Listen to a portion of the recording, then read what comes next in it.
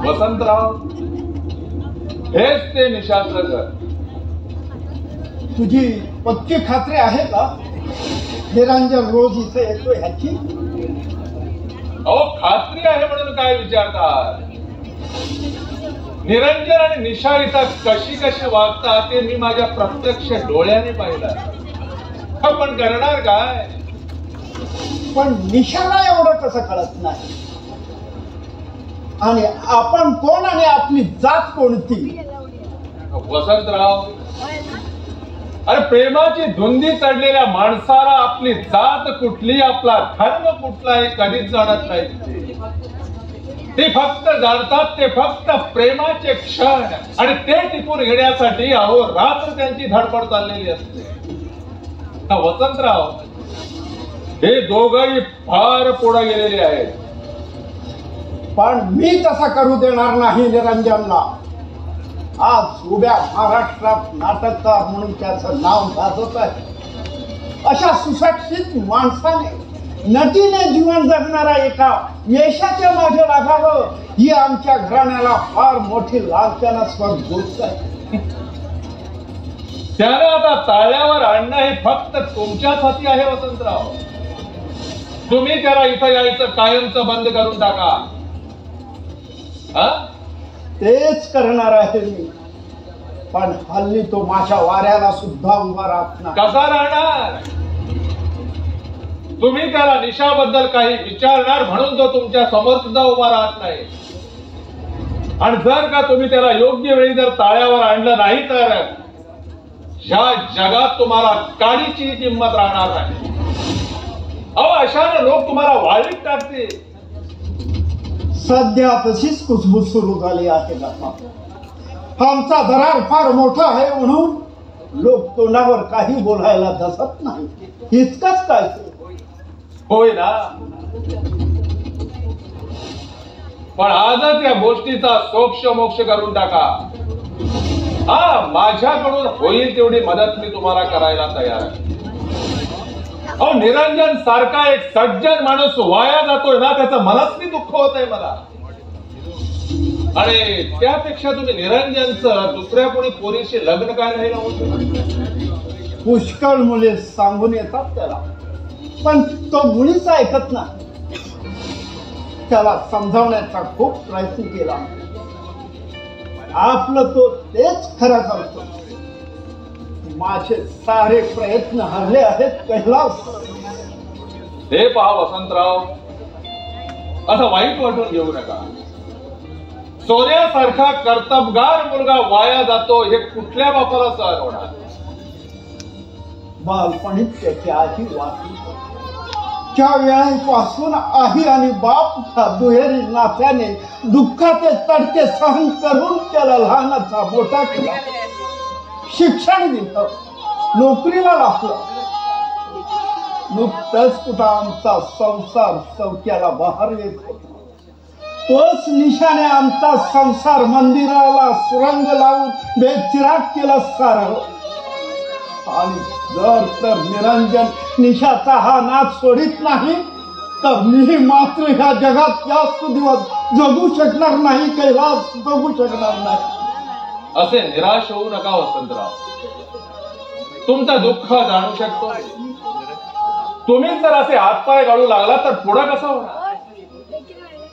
कसली गोष्ट अशी अर्धवट ठेवून चालत नाही वसंतराव. तर मी करू तरी काय? तुम्ही एकदा ही गोष्ट निशाच्या कानावर घालून पहा. कदाचित ऐकेल की तुमचं. तरुणाच्या धुंदीत असलेल्या माणसाबरोबर डोके पोट करून काहीच उपयोग होणार नाही. त्याची खात्री आहे मला. वह्यात काली मान घालण्याचा प्रसंग असा नव्हता माझ्यावर. पण स्वतःचा मुलगाच वाया जातो तिथं शिकस्तात प्रयत्नाची शिकस्त करून काय फायदा होणार आहे? हा कोण? तिचा नोकर. मी जरी नोकर असला मालकीन खूप माया करतात माझे. अगदी घरच्यासारखं राहतं मी हसर. ही तुला कशासाठी आहे? आज मालकीनीचा वाढदिवस होता. असं वय. आम्ही होते माझ्या कामात. तुम्ही बसा. हा वसंतराव, मला वाटतं तुम्ही निशाला आज काहीच न विचारलेलंच बरं, नाहीतर उगाच तिच्या आनंदावर विद्दण पडायचा. मी इथं दुःखाने पिसतो आहे आणि तिच्या आनंदाची मी का म्हणून पर्वा करू? तसं नाही. कदाचित तुमचं आणि तिचं या बाबतीत निदान आज तरी पटेल असं मला वाटत नाही. कारण हा आजचा वाढदिवसाचा कार्यक्रम होऊ दे, नंतर काहीतरी सांगा. आणि कुठलीही गोष्ट शक्यतो समाधानानच केलेली बरी. तुझं म्हणणं अगदी बरोबर आहे. बरं, निघतो का? मी पण येतो तुमच्या बरोबर. आणि निशाला काय सांगायचं आहे ते मी तुम्हाला जाता जाता वाटेतच सांगतो. चला तर. चल.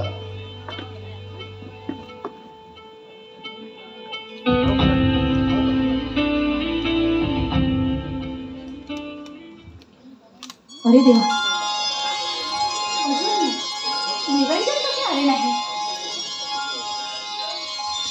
कसलं महत्वाचं काम तर आलं नसेल ना त्यांना? आवडत्या माणसाला यायला उशीर झाला ना की मनाला नाही नाही त्या शंका येतात. कुठे राहिले अजून काय माहिती. वाह वाह, आज फार खुशीत दिसतेस तू. का दिसणार नाही? पण तुझ्या येण्याने माझ्या त्या आनंदावर पाणी पडलं आहे. इतके दिवस असं कधी घडत नव्हता. त्यावेळचं जगही वेगळं होतं. जग वेगळं नव्हतं, त्यावेळची निशा वेगळी होती. आता फरक पडलाय तिच्या. अरे पण तुला कळत कसं नाही? मी तुला इथे यायला बंदी केली असताना निर्लज्जपणाने इथं यायचा मूर्खपणा का करतोयस तू? तू मला कोणतीही विशेषणा भाव कर, मला त्याचं काहीच वाटणार नाही. माझ्या मनात तू इतकी भरली आहे म्हणून सांगू. तुला विसरण्याचा खूप खूप प्रयत्न केला मी, पण मला ते जमत नाही. एखाद्या ओढाळ गुराप्रमाणे माझं मन परत परत तुझ्याकडे धाव घेतं. तुला एक सुंदर बायको असताना तुझ्या तोंडात ही भाषा शोभत नाही. पण ती मला तृप्त करू शकत नाही. तिला मी काय करू? आणि तिची जर तुला अडचण होत असेल तर तिची सुद्धा कायमची व्यवस्था करायला तयार आहे मी. म्हणजे कालच तिला तिच्या माहेरी पोहोचून आलोय मी, आणि मी परत न्यायला आल्याशिवाय तिला इकडे येऊ नकोस असा बजावून ठेवलं मी तिला. मी असं सांगण्याचा अर्थ काय? कायमची सोड चिठ्ठी द्यायची ठरवली आहे मी तिला. होय निशा, केवळ आणि केवळ तुझ्या प्राप्तीसाठी. पण तुझी बायको जिवंत असताना मी तुझ्यासाठी काहीच करू शकत नाही. त्यापेक्षा तुझ्या बायकोला घरी घेऊन ये आणि तिच्या बरोबर समरस होण्याचा प्रयत्न कर. त्याचा ठीक आहे तुझा आणि तुझ्या बायकोचा सुद्धा. तिच्याशी समरस होण्याचा खूप खूप प्रयत्न केला मी, पण मला ते जमत नाही. तिच्या मिठीत शिल्लक ही अचानक तुझी मूर्ती माझ्या डोळ्यासमोर उभी राहते. मग मी तिच्यापासून दूर होतो आणि आम्हा पती पत्नीत मग भांडण्याचे खटके उडू लागतात. अरे मग याला आता उपाय कोणता आहे? ते सर्वस्वी तुझ्यावर अवलंबून आहे निशा. तू त्या निरंजनचा नाच सोडून दे आणि माझ्याशी लग्न कर. एकेकाळी मी सुद्धा तुला असं सांगत होते की मला चार चौघात फिरायला लाज वाटते आहे, फक्त तुझ्या हाताने माझ्या गळ्यात मंगळसूत्र बांध म्हणून. पण त्यावेळी मला तू उडवीची उत्तरं दिलीस आणि आता मला सांगतो आहे की माझ्या बरोबर लग्न कर म्हणून, आणि तेही तुझी बायको जिवंत असताना. तुझा होकार मिळाल्यावर मी तिला घटस्फोट देणार आहे. नाही नाही, आणि तुझी बायको या गोष्टीला स्वखुशीने तयार होईल. हे बघ, नाही, तुझ्या बायकोला कायमची दुःखी करून मला सुखी व्हायचं नाही आहे. पण त्यामुळे ती दुःखी कशी होईल? तिला प्रत्येक महिन्यात मी पोटकी देण्यासाठी तयार आहे. मी जर तुझ्याशी लग्न केलं तर काय भरोसा की तू माझ्याशी प्रामाणिकपणे वागशील. अरे कदाचित उद्या जर तुझा कंटाळा आला तर तुझ्या बायकोसारखी अवस्था करणार नाही कशावरून माझी? नाही नाही निशा, निदान तुझ्या बाबतीत तरी मी तसा कधी वागणार नाही. हवं तर वचन देतो मी तुला. काही नको. हे बघ, यापुढे मला तुझं काहीच ऐकून घ्यायचं नाही. तेव्हा मुकाट्याने जा पाहू आल्या पावली. म्हणजे इतकं सांगूनही शेवटी पालत्या गड्यावर पाणी. आणि तो पालता घडा सरळ करण्याचा प्रयत्न करू नकोस, काहीच फायदा होणार नाही त्याचा. निशा,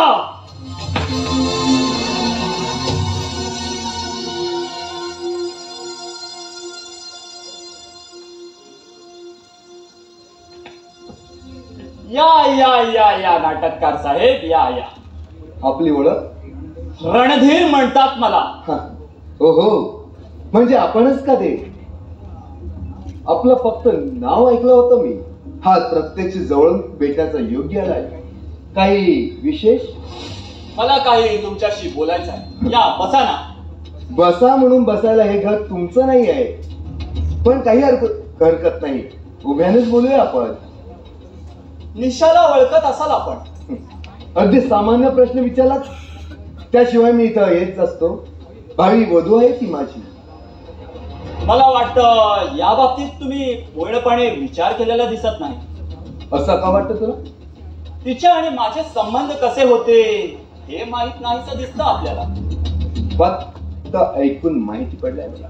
आणि असं असताना देखील असल्या गोष्टीला मी महत्व देत नाही. हा तुमचा जीवन मरणाचा प्रश्न आहे. मरणाचा नाही, जीवनाचा फास आहे. त्याबद्दल काय बोलायचंय तुम्हाला? तुम्हाला निशाचा नाद सोडावा लागेल. म्हणजे धमकी देतात तर मला तुम्ही? धमकी नाही तर मित्राच्या नात्याने सांगतो मी तुम्हाला. मित्राची नातं करायला? जेव्हा तुझी ओळख नसताना मी मैत्रीसाठी हात पुढे कसं करू? आणि समजा मी निशाचा नाद सोडला नाही तर? पुढील परिणामासाठी तोंड देण्यासाठी सिद्ध व्हावा लागेल तुम्हाला. तुमचे आवाज स्वीकारतो आहे मी.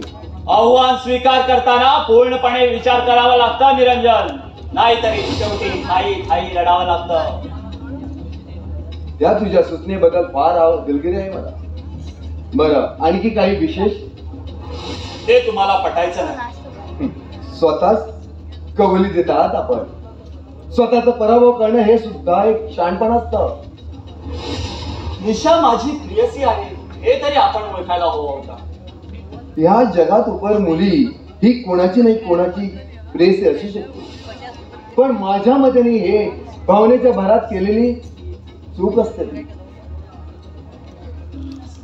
या तत्वाला अनुसरण वागायला गेलो तर या दुनियेत मुलीचं लग्न झालेच नसते.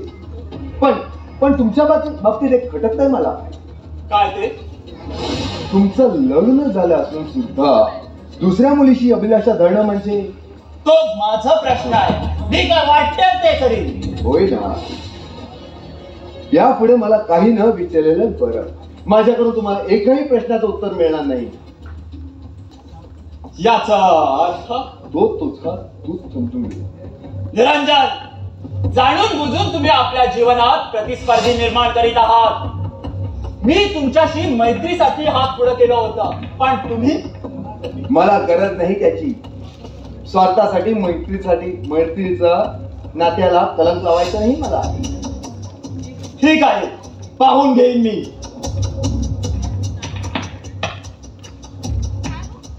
कुणाशी बोलत होता तुम्ही? रणधीरशी. काय म्हणत होता? मी तुझ्या बरोबर लग्न करणार म्हणून त्याच्यात पोटात दुखत होत.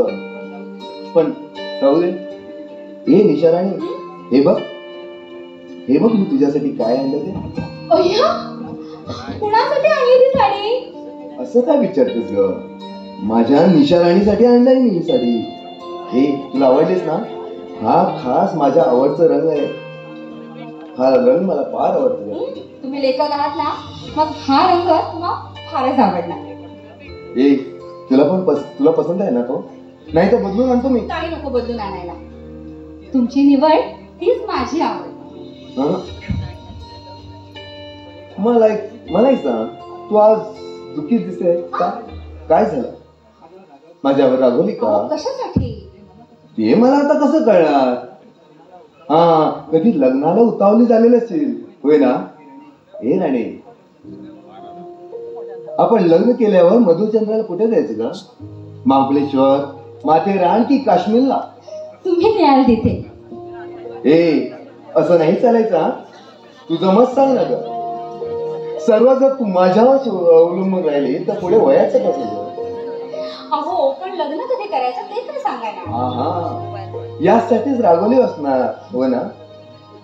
अगं लग्न काय घेऊन बसलीस तू? पाहिजे तर आता उरकून टाकू. हो, त्यात मोठं काय? असंच जातो, 2 हार घेऊन येतो, एकमेकांच्या गळ्यात घालूया, मग झालं लग्न. नाही हा, असं लग्न करायचं नाही. सर्व विधी पार पडले पाहिजे तरच लग्नाला शोभा येते. आता कशी शाणीसारखी वाढली माझी राणी. हे राणी, आपल्याला पहिला मुलगा होईल की मुलगी? तुमच्या जिभेला काही हाड आहे की नाही? का त्याच्या या लाजायचं काय? अगं लग्न झाल्यावर हे ठरलेलंच आहे. अहो ते काय तुमच्या आणि माझ्या हातात आहे. मग कोणाच्या हातात असतं? मला नाही पटत बाबा. अगं लग्न आम्ही करणार आहोत, त्या देवाचा काय संबंध? पण निरंजन, एकदा मला भीती वाटते. का बरं? तुम्ही माझ्यावर एवढं प्रेम करता ना, त्यामुळे गुदमरून जाते मी. आपल्या या प्रेमाला कोणाची दृष्ट तर लागणार नाही ना. हाच वेळे हा विचार मनात देखील आणू नकोस तू. अगं आम्ही दोघं एकमेकांसाठीच बनलेलो आहोत. नियतीचं तसं वरदान आहे आमच्यावर. नाहीतर एवढ्या अवधीत आम्ही एवढ्या जवळ कधीच आलो नसतो. खरंच प्रीतीच्या रंगाने रंगले मन हे, प्रीतीच्या रंगाने रंगले मन हे.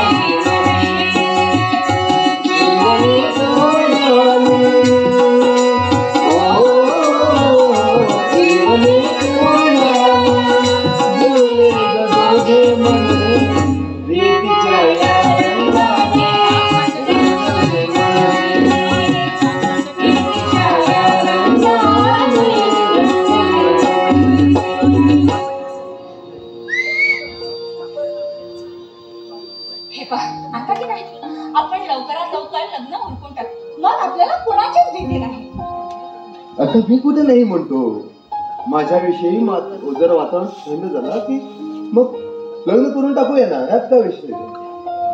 तुमच्या आज्ञेबाहेर कधी वागले का मी?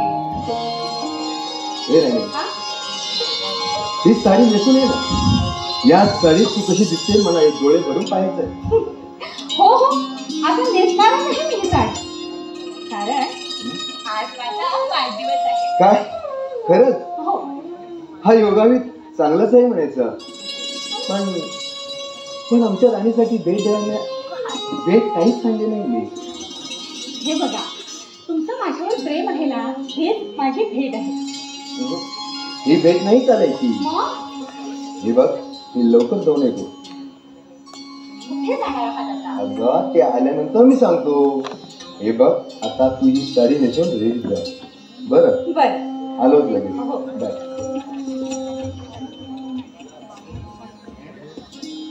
बन्या, अरे बन्या,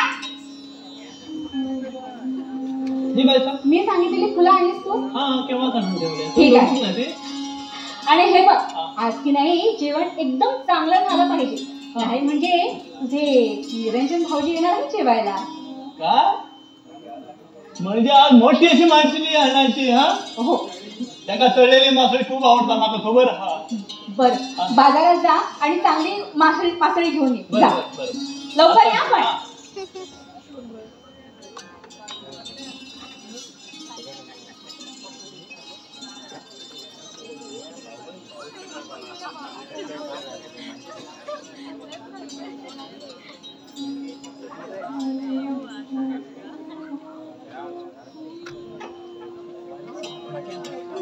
आज नशीब जोरावर आहे माझं.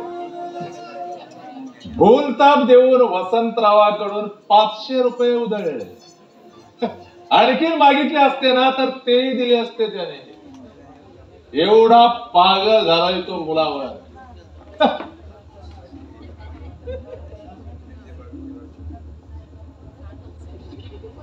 एकदम किस्सा रिकामी करणं हे पण बरं नव्हते. आस्ते आस्ते एक एक पाऊल पुढे टाकलं. निरंजन आणि निशा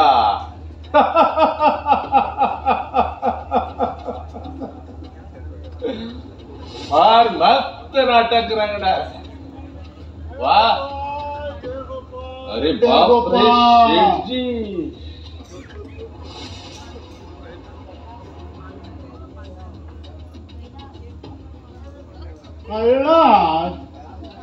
आज तुम्ही अगदी बरोबर सापडली बघा. त्याला मला लेपून राहतो का? अरे किती वेळा आलो मी इकडे, 3-4 वेळा जरी येऊन गेलो मी, पण तुमचा पत्ताच नाही. त्याला काय झालं शेठजी, काय एका झालं? महत्वाच्या कामासाठी मी कोल्हापूरला गेलो होतो. खोटं. हा? अरे साप खोटं बोलतात तुम्ही. आम्हाला फसवते का? अरे आम्ही तुम्हाला बाजारामध्ये 3-4 वेळा बघितलं. अरे आम्हाला पाहता तुम्ही तोंड लपवतात. इतके दिवस आम्ही फसला. आता ते नाही जमणार. आज आम्हाला आमचे पैसे मिळालेच पाहिजे, आणि पैसे मिळाल्याशिवाय मी इकडून जाणार नाही. शेठजी, तुमचे सर्व पैसे घेऊन मी तुमच्या घरी आज येणारच होतो, पण काय झालं की आज बँक बंद झाली, म्हणून मी उद्या यायचं ठरवलंय. उद्या. अरे शाला, आज 2 बरस झालं तुमचं बँक बंदच होतं का? आम्हाला ठप्पा मारते का? आम्ही आज पैसे घेतल्याशिवाय इकडून जाणार नाही. 50,000 रुपये म्हणजे काय वाटलं तुम्हाला?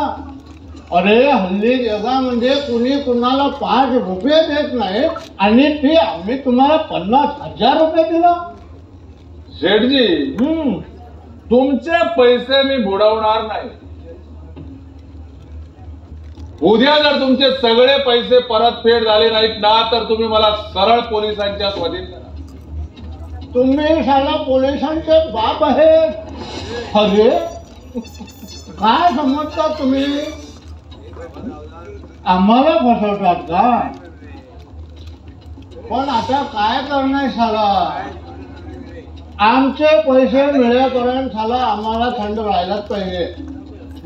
धंदा बुडाला, इकडून पैसे पण गेले. अरे 50,000 रुपये म्हणजे काय? कर्जाला दिला असताना तर त्याची व्याजच वाढली असते. अरे पैसे म्हणजे काय? आता बरंच झाले. पैशाची एवढी हाव धरणं बरं नव्हे शेठजी. हे तुम्ही आम्हाला सांगते, त्याला तुम्हाला दारोदार पैसे कमी पडते. मी दारू पितो म्हणून तुम्ही मला हिणवता? काय हिणू नको. इतकी मिजाज तुम्हाला आहे तर देऊन टाका माझे पैसे. हा गरिबीत पिकणाऱ्या लोकांना तुम्हाला दारू प्यायला पाहिजे होतं ना. अरे आमच्याकडे पैसे आहे, पण आम्ही दारू पित नाही. साला पान पण हिरकवल्या.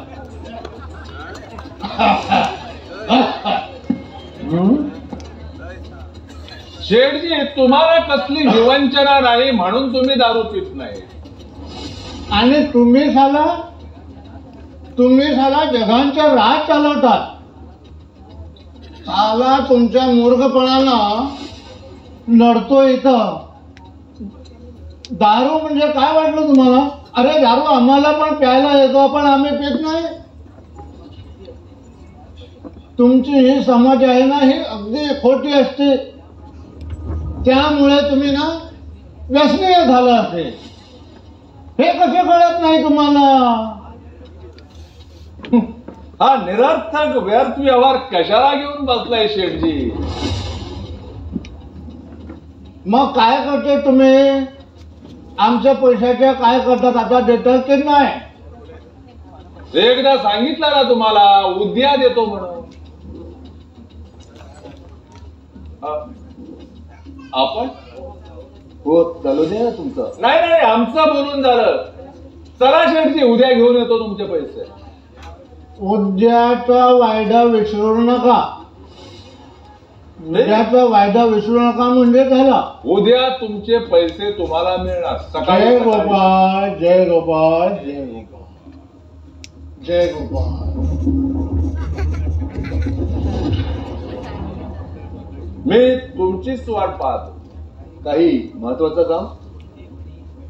तुमचे वडील भेटले होते मला. म्हणत होते की ते काय म्हणत होते हे सांगायला तुम्ही कसल्या नशेत तरी नाही ना? नशेत तरी असलो तरी बरं बोलण्याइतकी शुद्ध आहे मला. माणसाला कसलं ना कसलं तरी व्यसन हे असतं. मला जसं दारूचं व्यसन आहे तसंच तुम्हालाही. का थांबलात का? या जगात व्यसनाशिवाय माणसं जगूच शकत नाही. पण तुझ्या इतका खास नसावा. माणूस व्यसनी का होतो याकडे कोणी लक्षच देत नाही. प्रत्येकाच्या जीवनात कसली ना कसली तरी पोकळी निर्माण असतेच आणि ती भरून काढण्यासाठी तो माणूस कुठल्या ना कुठल्या प्रत्येक निरनिराळ्या व्यसनाकडे धाव घेत असतो. तुम्ही निशाच्या प्रेमात पडला, हे सुद्धा एक व्यसनच समजा. त्याला व्यसन म्हणत नाही तर त्याला प्रेम म्हणतात. हे तुझ्या बाबतीत झालं. आणि तुझ्या निशा जाणून बुजून तुमची फसवणूक करते आहे, कारण तिला स्वार्थ साधायचा आहे स्वतःचा. तुमच्या सारख्या एका नाटककाराची पत्नी बनवून. निरंजन, तुम्ही जरी लेखक असलात ना तरी जगाचा पुरेपूर अनुभव नाही आहे तुम्हाला. अरे निशाचा गतायुष्य कसा गेला हे जर तुम्ही डोक्यावर पाहिलात ना तर तुम्ही तिच्या प्रेमात पडणारच नाही. मी तिच्या प्रेमात पडलो नसतो असं जर तुला वाटत असेल तर रे चुकीचं आहे. मला सर्व काही माहित आहे. तिचा उद्धार करण्यासाठी जे मी दिवे करत आहे. पण का, कशासाठी? तिच्यासारखं एका पतितेचं जीवन उजळायचंय मला, तिला प्रकाश दाखवून. त्यामुळे तुझं जीवन रात होईल याचा कधी विचार केला असतो? माझ्यामुळे जर ती सुखी होत असेल तर तिचा त्या सुखाचा मी त्यासाठी काहीच करू शकतो. मेणबत्ती स्वतः जळते पण दुसऱ्यांना प्रकाश दाखवते का? हे तुझं फक्त तत्वज्ञान झालं. व्यवहारात त्या तत्वज्ञानाचा कोणी उपयोग करून घेत नाही म्हणूनच त्याचं महत्व कमी झालं आहे. माणूस माणसासाठी काय करू शकतो हेच मला जगाला दाखवून द्यायचं आहे. हे पाहायला उद्याच्या जगात तू जिवंत असेल की नाही याची शंका. पण भावी पिढीला मार्गदर्शक करणार आहे ते. कैलास, हा आमचा बहुरंगी समाज म्हणजे काट्याने विश्लेषलेला पिंजरा आहे आणि त्यात निशासारखे कित्येक मुखे प्राणी त्या पिंजऱ्यात बंदिस्त आहे. खरे त्याला कोणाकडून न्याय मिळत नाही, मान मिळत नाही, प्रतिष्ठा मिळत नाही. मान असून मुखेपणा बोलता येत नाही कोणाला. अरे अरे का म्हणून हे सर्व त्यांनी सहन करावा? का म्हणून या त्या पिंजऱ्यात कितपत पडावा? निशात त्या जातीत जन्माला आले हा दोष तिचा आहे का? सांग कैलास, सांग. निरंजन, तुम्हाला जगाचं हित दिसतंय पण तुमच्या हिताकडे कुणी ढोंकूनही पाहत नाही. अरे ही दुनिया स्वार्थी आहे, ढोंगी आहे, आपमतलबी आहे. अरे या जगाकडे जर तू सत्याच्या प्रकाशाला जर चालू पाहशील ना तर तुझ्या नशिबी अंधाराशिवाय काहीच पडणार नाही. निरंजन, कैलास, इतर लोक तुला काही म्हणत असेल पण तू वाईट नाही अशी पक्की खात्री झाली आहे मला तुझ्या बोलण्यावरून. अरे मगाशी मी तुला निशाबद्दल एवढं वाईट सांगितलं तरी सुद्धा तू माझ्यावर विश्वास ठेवतोस आणि मीच चांगला म्हणतोस. आश्चर्यच नाही. अरे या निरंजनला माणसाची परख करायला चांगलंच कळतं. चुकता आहात तुम्ही निरंजन, चुकता आहात. इतरांना तुम्ही ओळखू शकाल पण स्वतःला अजूनही ओळखला नाही. या बाबतीत कदाचित चुकत असेल माझं. रक्ताची चटकलेलं वाघ आणि प्रेमात पडलेला माणूस सारखाच असतो. पण वाघाला गोळी घालून ठार मारता येतं पण माणसाला तसं मात्र ठार मारता येत नाही, कारण तो स्वतःच्या कर्मानच मरतो. इतकं चांगलं बोलणाऱ्या माणसाला वाईट कसं म्हणेल? कैलास, मी काही विचारलं तर खरं खरं सांगशील? कारणाशिवाय खोटं बोलायची सवयच नाही मला. असं बेफिकीरपणाने जीवन जगतो याचं कारण काय? आणि ते ऐकून तुझा काही फायदा होणार नाही. फायदा होईल की नाही ते माझं मीच ठरवेल. सॉरी, ते कारण आतापर्यंत मी कोणालाच सांगितलं नाही आणि यापुढेही सांगणार नाही. अच्छा, चालतो मी. कुठे जातोस? एका कामगिरीसाठी. कसल्या? ते सुद्धा तू न विचारलेलंच बरं. हा कैलास कामगिरी आधी पाडतो आणि नंतरच त्याचा गौप्यस्फोट करतो. बाय.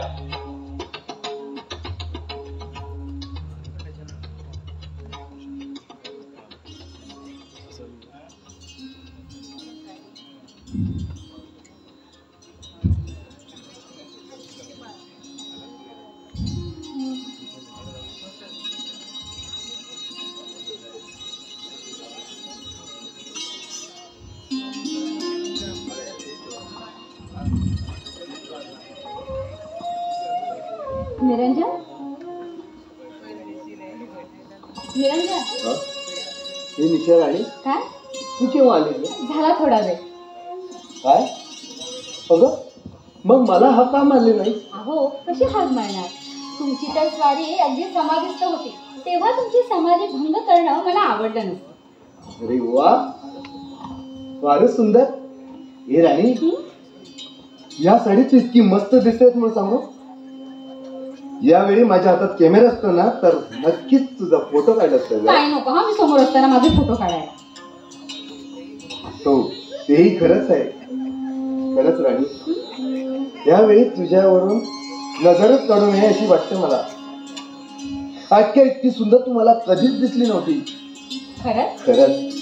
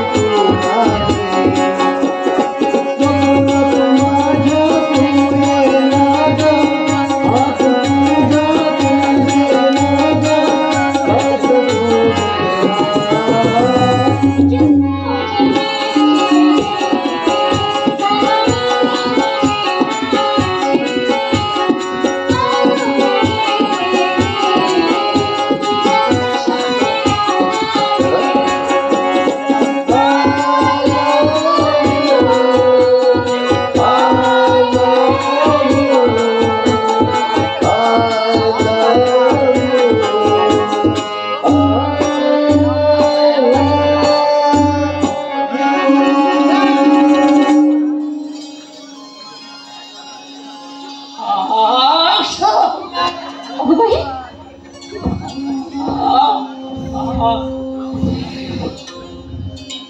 बाई, मासळी आणली मी, ताजी फडफडीत असा, खास माझ्या खात्यात जवळ त्याने. फारच विश्वासू असेल, काही भानगड वगैरे नाही ना तुझ्या आई तिची? माझी आणि कसली भानगड? बघित काहीतरी बोलू नका तुम्ही, निरंजन साहेब हसतले माका. मी कशाला असणार? अरे मला तर तुझी भीतीच वाटते. माझी आणि भीती? अरे तुझी नाही तर तुझ्या चिंतेची. लहानपणापासून तपकीर होण्याची सवय असा माका. पण जेवणाचं लक्षात आहे ना तुझ्या? झालंच होता, मलाच कामता. निशाबाई एकदा जेवले ना तर माझीच आठवण काढत राहतेले. अरे बन्या, तुझं गाव कुठं रे? मूळ गाव माझं मालवण, पण माझं सगळं बालपण हैसरच गेले. पण माका ना हैसरली हवा बरीच मानू आपण, पण हैसर येऊ ना समया. घरी कोण कोण आहे तुझ्या? तशी बघू गेलाय कोणच ना, पण एक म्हातारी हाऊस असली, पण तिका आता मराल 4 वर्ष झाला. एक भाव असा, पण माका त्याचा भयंकर राग येता. तो का म्हणू? एकदम दारोडा असा तो, दारोडो. काम करता करता आणि दारू पियार काहीतरी घटायला पडता, पण तो माझ्या वाऱ्यात सुद्धा उभा राहू ना. त्या दिवसा येलो तो माझ्याकडे पैसा मागा, पण मी आता का देऊ ना पैसे. तो गेलो माझ्या रागात. अरे तुझं लग्न करायचा विचार असेल त्याचा? तो दारुडा आणि माझं लग्न करतो ना, ती गोष्ट सोडावं. माझे लग्न असू द्या, आता तुमचं लग्नाचं बघा.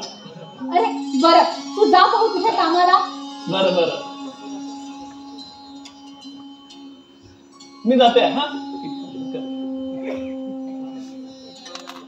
फार गमतीदार आहे तुझं गडी. हो हो, म्हणूनच त्याला ठेवून घेतलं. कितीही मोठं काम पडलं ना तरी कुरकुर करत नाही तो. हे निशाराने, काय? आपण लग्न केल्यावर त्याला आमच्या सोबत घेऊन जायचं ना? ठीक आहे, ते नंतर आपण पाहू. हे पहा, मला परत तुम्ही राणी म्हणू नका. का? ते का भाऊ? अहो, असं लाजल्यासारखं होतं मला. अगं लाजायचं काय आहे त्याच्यात? अगं तू माझी राणीच होणार आहे. कोणी ऐकलं तर काय म्हणतील आपल्याला? ऐकलं तर ऐकू दे. कोण लेखाला घाबरतोय तर? एक मिनिट थांबा. आता आणखी काय राहिलं? माझ्या निशा राणीसाठी वाढदिवसाची भेट आणली आहे मी. काय? मग दाखवा भाऊ, काय आणलं? पहिल्यांदा डोळे मीठ करू. नाही. अगोदर डोळे मीठ, मग दाखवू. चालेल?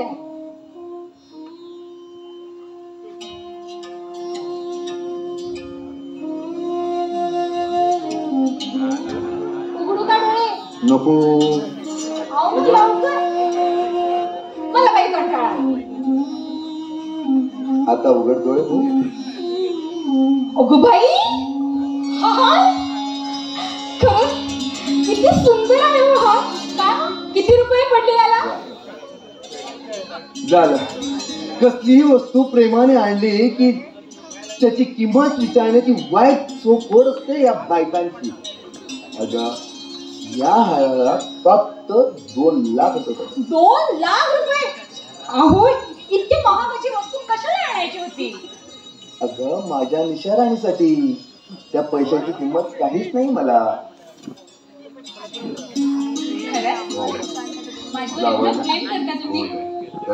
खूप प्रेम करतो मी तुझ्यावर.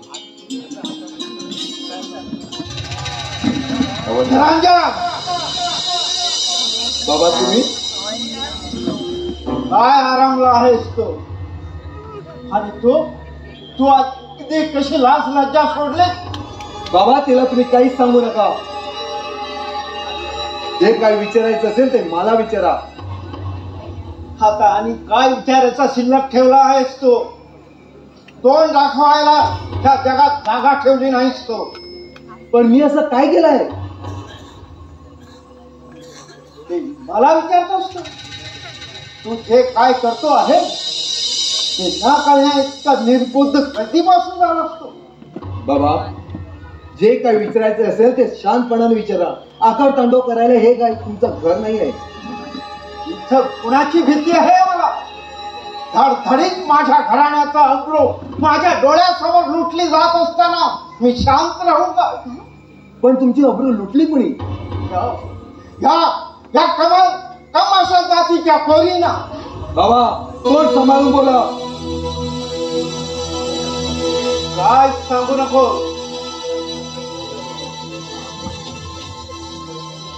तितका वेळ तुमचा मान राखण्यासाठीच मी गप्प राहिलो. नाही तर काय करशील? वडीलकीचा बाण राहणार नाही मला. आणि आता तरी कुठं राहिलं ते तुझ्या जवळ?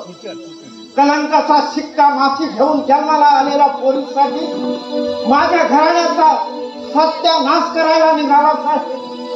ही कोण आणि तू कोण याचा तरी थोडा तरी विचार करायला हवा असतो. मी यात चुकलो आहे असं मला तरी वाटत नाही. नाहीच वाटणार तुला, कारण त्या बेगाडी प्रेमाला बुडून तुझ्यातली माणुसकी फार नाट्य झाली आहे. यासाठी का तू लेखक झाला? या समाजात तुझी किती वजन आहे? लोक तुझ्याकडे कोणत्या अर्थाने पाहतात ह्याचा तरी तुला कळायला हवं होता. झालं तुमचं बोलून. आता मी काय सांगतो ते नीट ऐका. निशाला काही बोलता कामा नाही. मी तिच्याशी लग्न करणार आहे. 22 सून आहे ती तुमची. असल्या कलंकित मुलीला माझी सून म्हणायला मी तयार होईल असं वाटतं का तुला?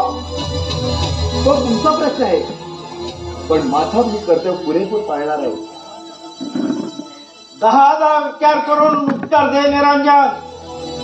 तू मला आणखी काही विचारू नको. मी तुझ्यासाठी दुसरी सुंदर मुलगी शोधून आणतो, पण हिच्या बरोबर तू लग्न करू नको निरंजन. स्वतः मुलाचं सुख पाहायचं असेल तर या लग्नाला तुम्हाला संमती द्यावीच लागेल. माझा हे जरी धरणीवर कोसळला तरी मी ह्या लग्नाला कधीच संमती देणार नाही. आणि मी निशाबरोबर लग्न केल्याशिवाय मी कधीच राहणार नाही.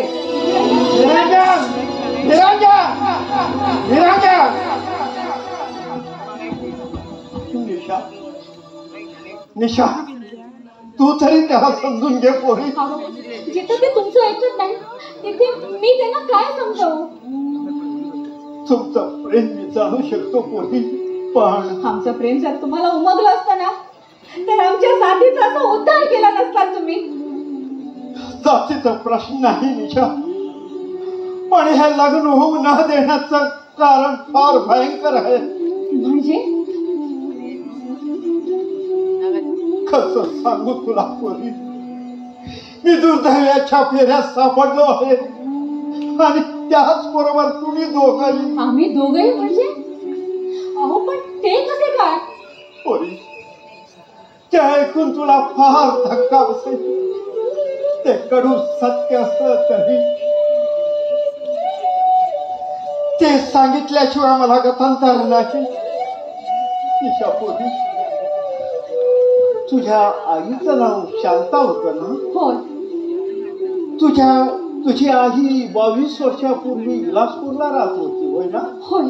मग निशा पोरी, विलासपूरला असताना तुझ्या आईचे आणि माझे अगदी जवळचे संबंध होते. काय खरं सांगता तुम्ही हे? त्या म्हाताऱ्याच्या शब्दावर विश्वास ठेव पोरी. खोटं सांगून तुझी माझी दिशाभूल करायची नाही. आणि त्याच संबंधातून जन्माला आलेली तू आहेस पोरी, तू आहेस. नाही नाही, हे सत्य नाही. हे खोटं आहे, गाण्याचं खोटं आहे सगळं. हे कडू असलं तरी सत्य आहे पोरी. मी तुझा बाप आहे पोरी. म्हणजे निरंजन तुझा भाऊ आहे.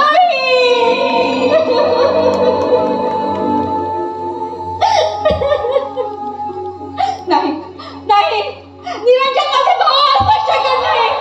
सांगा नाही, सारं खोटं आहे म्हणून. सांगा सारं खोटं आहे म्हणून. ते सत्य आहे पोरी. कल्पनेपेक्षा कधी कधी खरं ठरत असतं पोरी.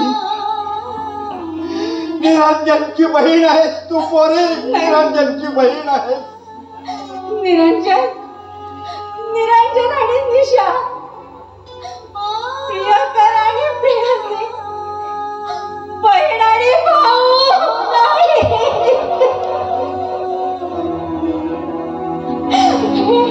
हे मनाला न पटणारा सत्य आहे हो. माई, निरंजनावर कोणीतरी हल्ला करून जखमी केला. माझ्या निरंजनावर हल्ला आणि तो कुणी केला? हल्ला करणारा माणूस फरार आहे. मी त्याला हॉस्पिटल मध्ये पोहोचून मी इथं आलो. निरंजन, अरे काय घडलं आहे, काय घडलं आहे, काय माई? ये माई, तू नाही जात निरंजनला पाहिला? अजून बेशुद्ध अवस्थेत आहेस तो. चल ना माई.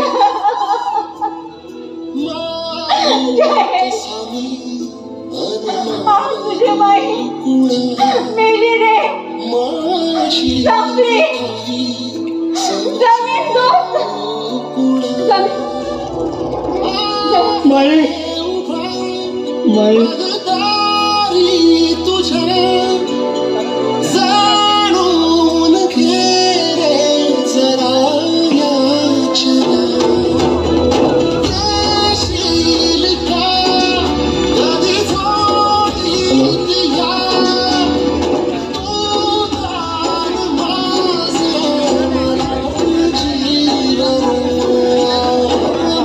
चंद्रकांत तोडुलकर याने जयेशची भूमिका केल्याबद्दल गौरीश मालसेकर यांना 200 रुपयाचा बक्षीस दिलाय.